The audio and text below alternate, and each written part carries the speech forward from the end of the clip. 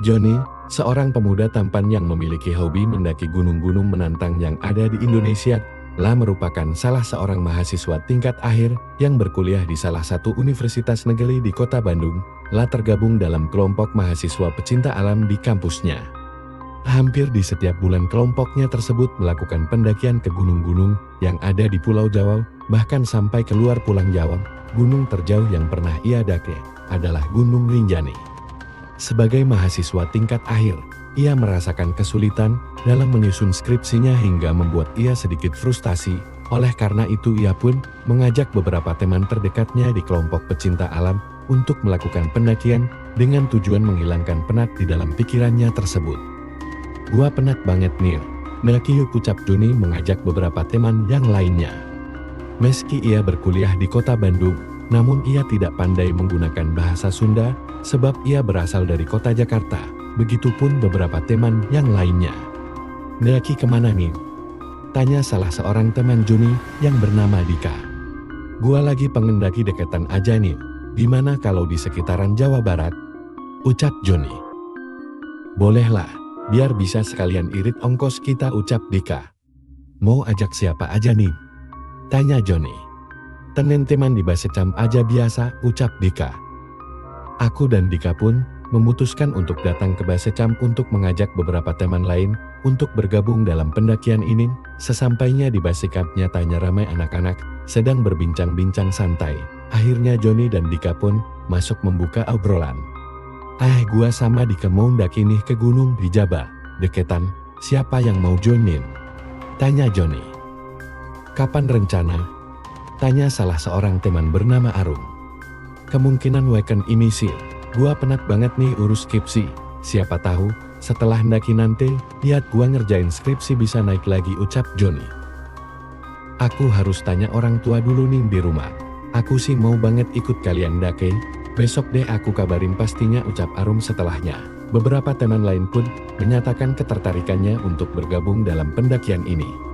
Selain lokasinya yang tak begitu jauh, karena masih dalam lingkung Jawa Barat, anak-anak pun merasakan kepenatan yang sama, sebab anak-anak yang berada di Basecamp tersebut pun sedang disibukkan oleh skripsi.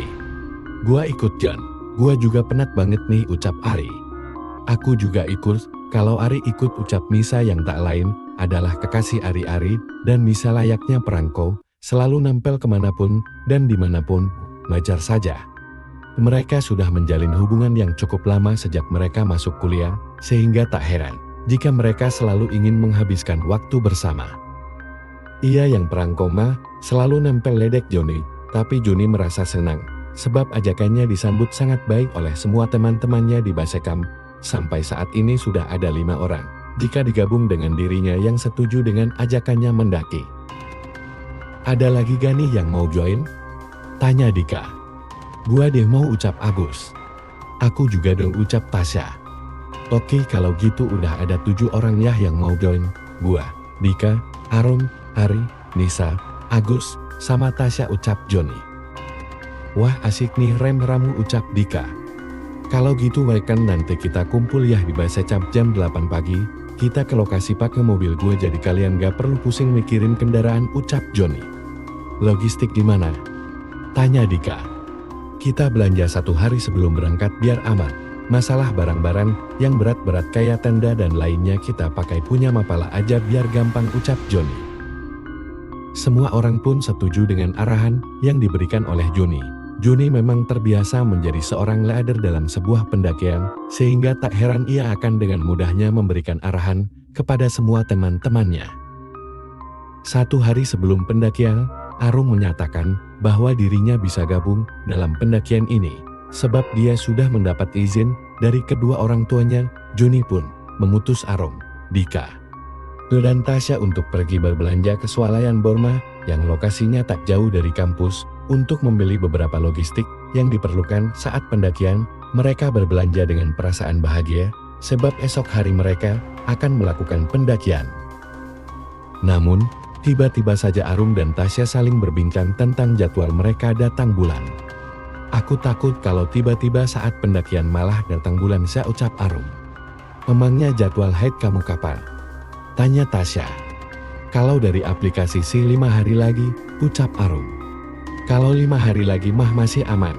Siklus kamu biasanya tepatkan sesuai aplikasi? Tanya Tasya.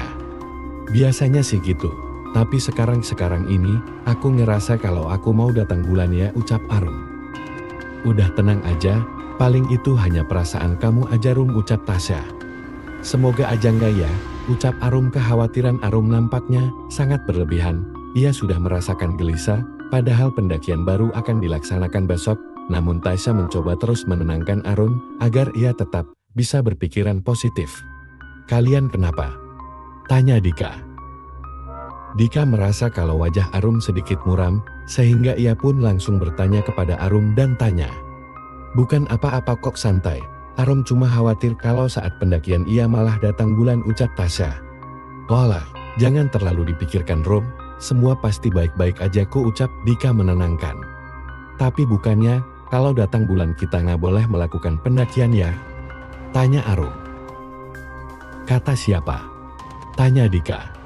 Kata beberapa orang, ucap Arum. Itu mah cuma mitos, jangan terlalu dipikirkan, lagian kan kita ke gunung bukan ke masjid, ucap Dika. Udah Rum, jangan begitu khawatir, ucap Tasya. Arum pun menghela nafas begitu panjang untuk menenangkan hati dan pikirannya.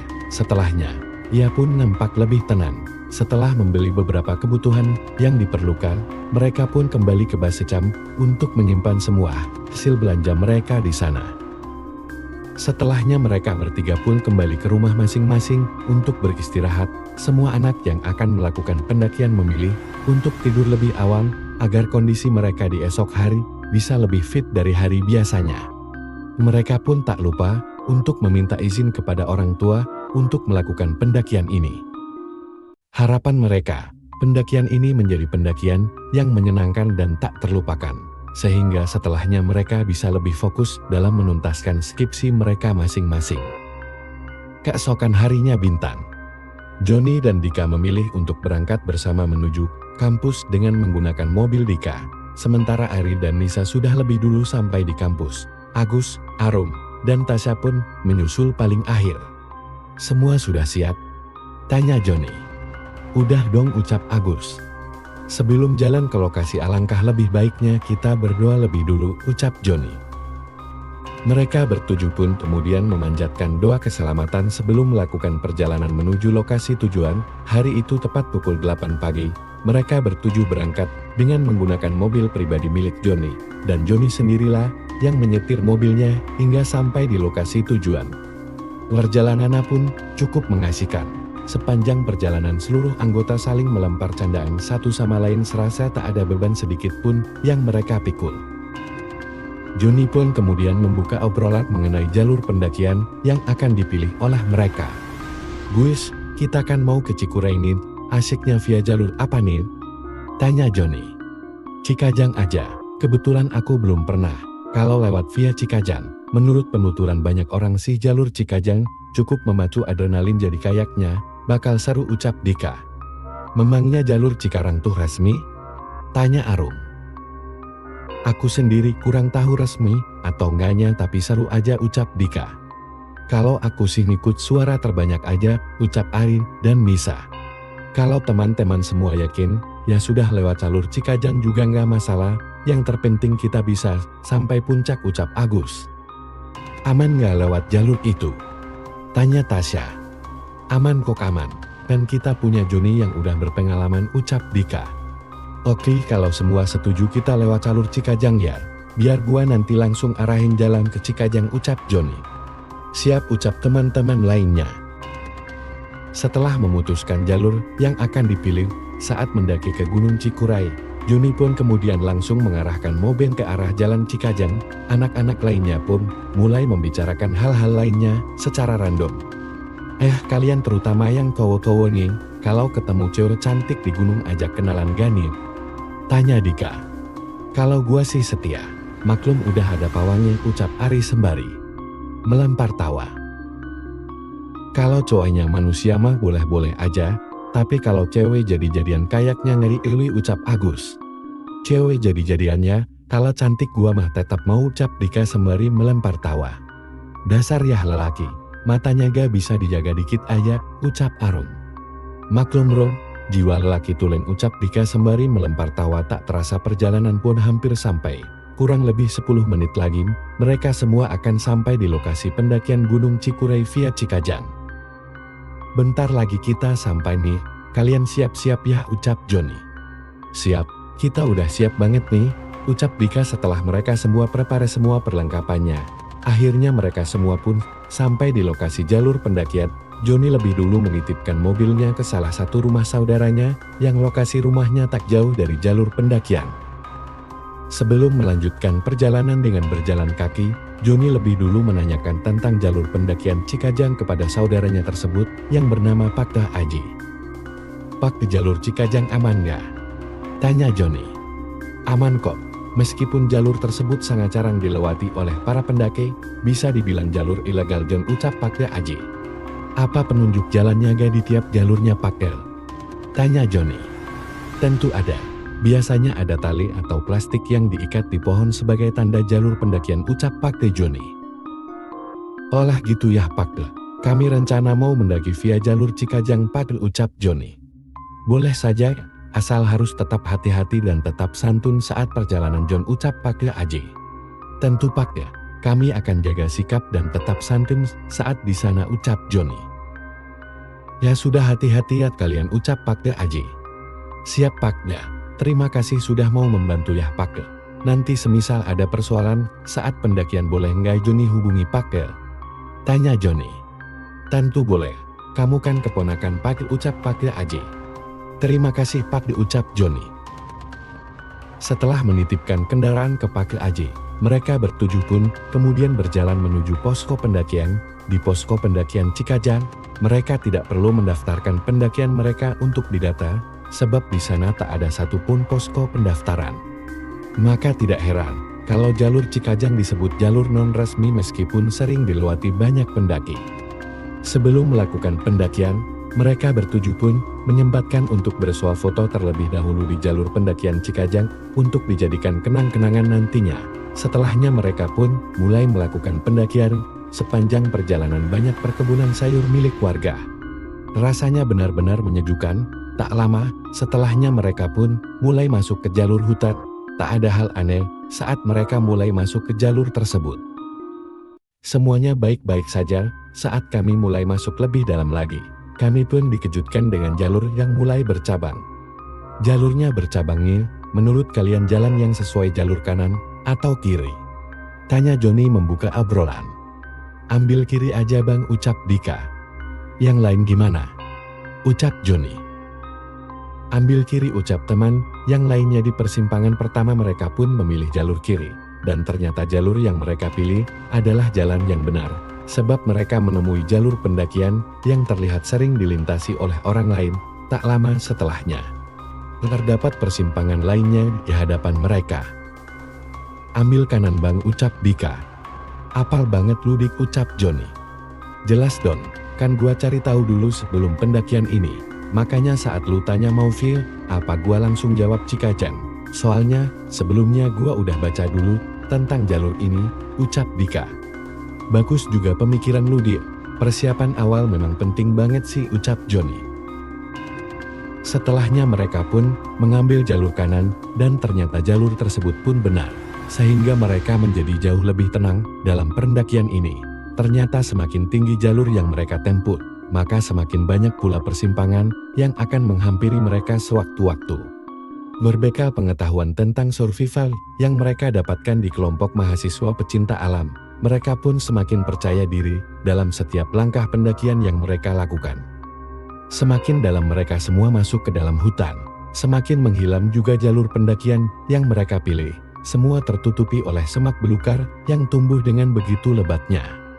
Mereka pun terus melanjutkan perjalanan, hingga akhirnya mereka pun menemui kebun tual, sementara hari sudah hampir gelap. Hari hampir gelap teman-teman, lebih baik untuk malam ini, kita bermalam di sini saja. Kita bisa buka tenda di tempat ini, ucap Joni.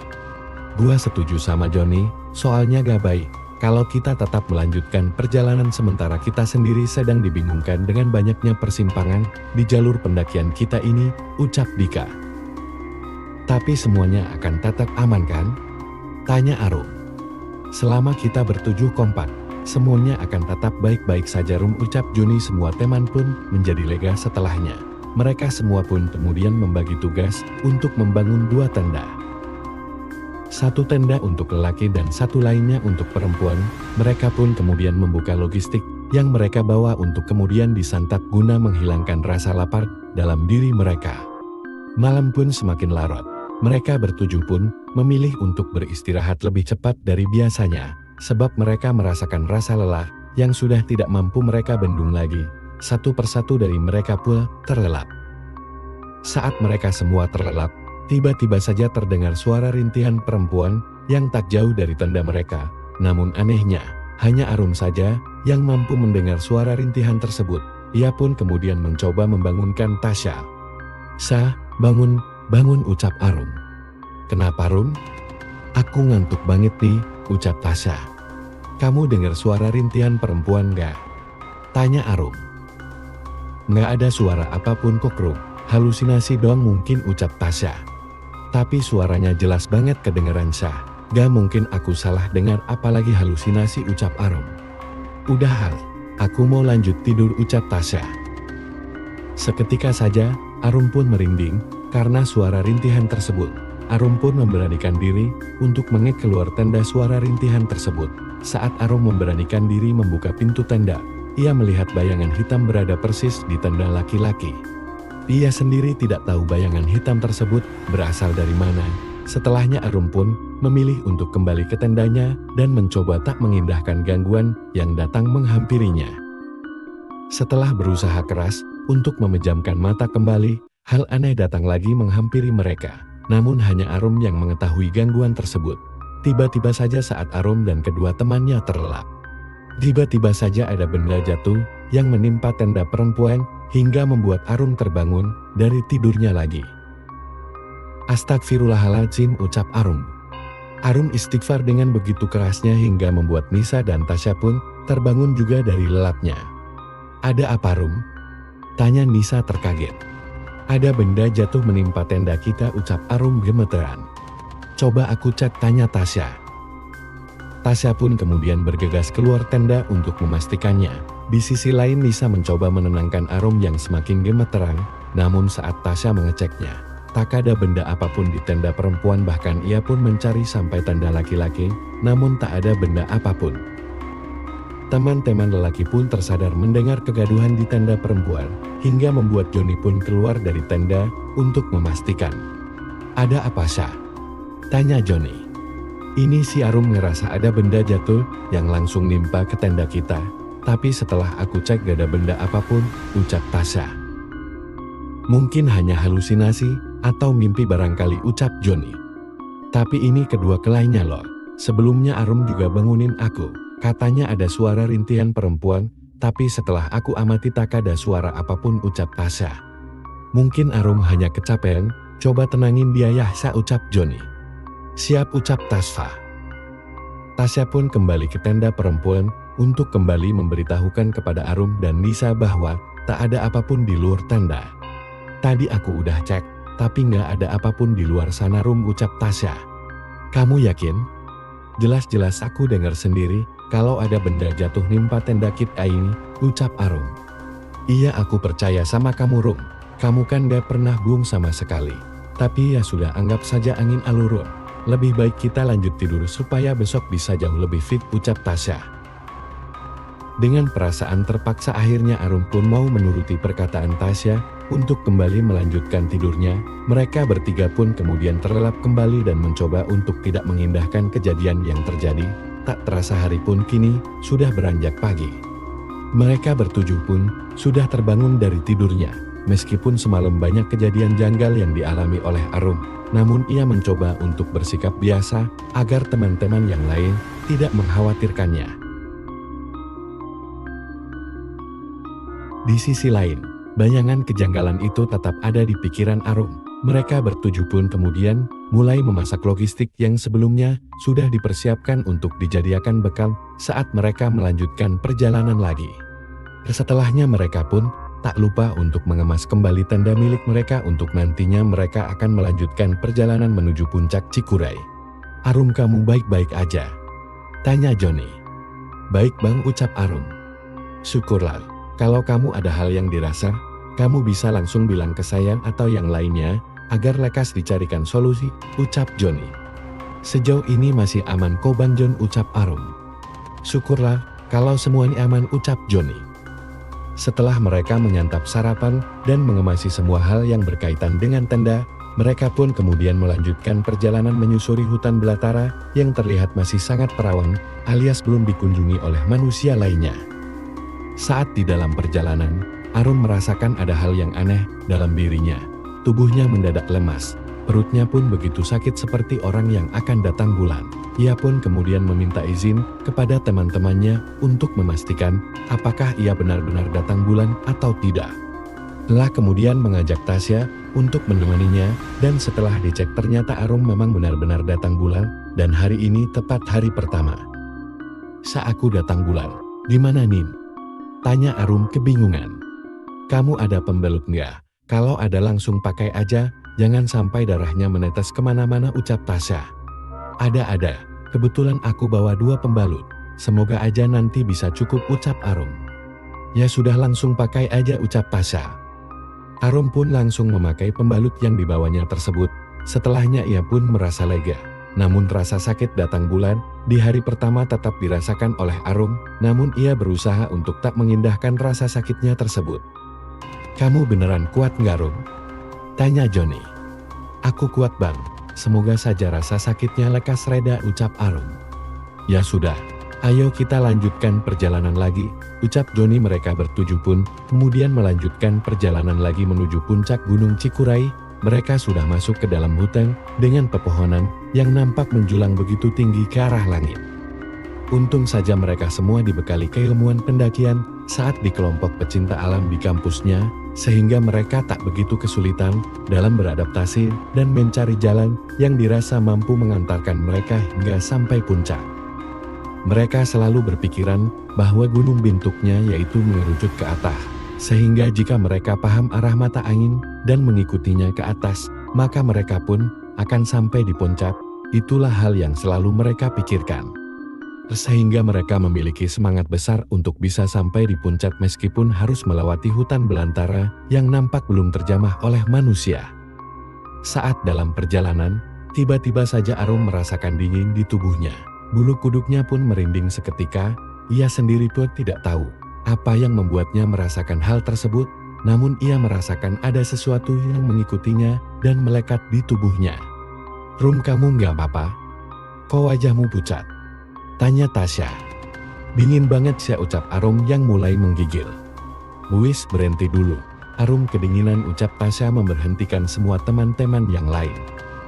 Joni sebagai leader pun mencoba memastikan kondisi Arum dengan memeriksa dahi Arum, dan benar saja tubuh Arum sangatlah dingin.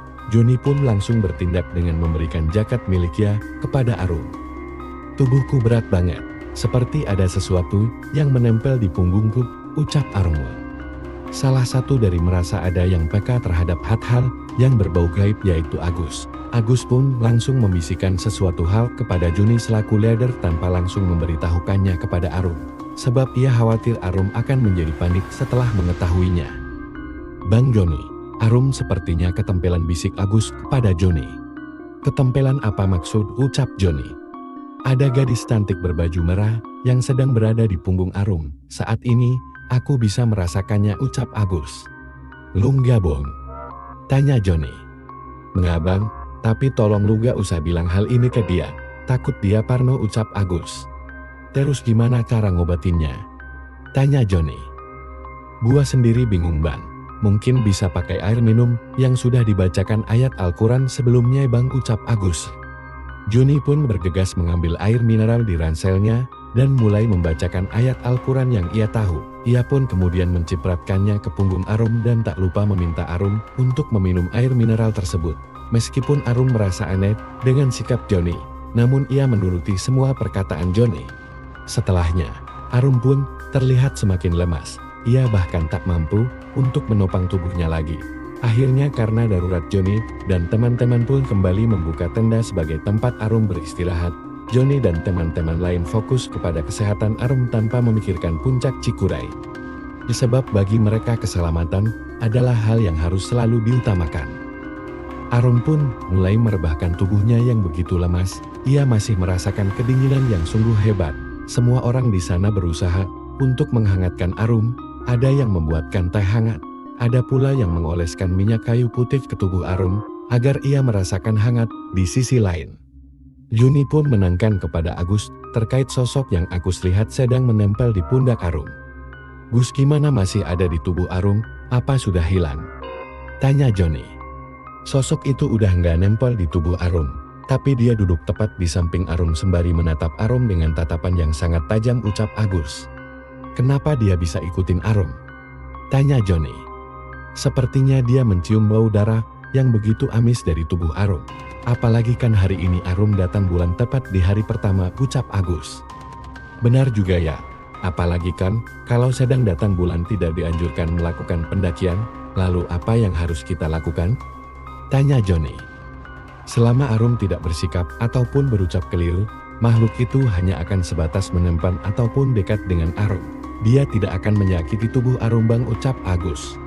"Tapi Arum semakin kedinginan, bahkan tubuhnya begitu lemas. Apa kamu yakin kalau makhluk itu tidak mengganggu Arum?" tanya Joni. "Kalau ketempelan makhluk halus pasti akan merasakan seperti itu, Bang," ucap Agus. "Apa lebih baik kita sudahi saja pendakian ini dan kembali ke rumah pakai aja?"